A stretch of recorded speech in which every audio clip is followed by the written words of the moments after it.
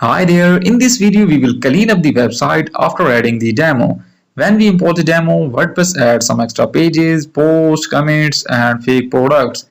Just for example, we don't need all of them, so now we will delete the things we don't want. So let's get started. First of all, log into your WordPress dashboard, click on pages from the left menu.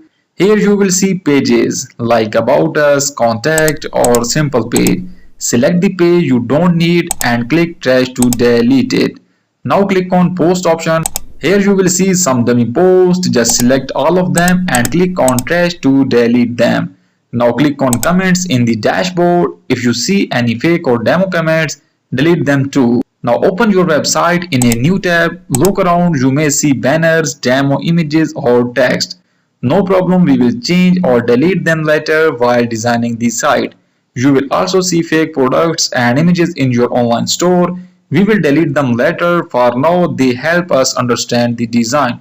So we will delete them later when we add our real products. So today we will clean up the website by removing demo pages, posts and comments.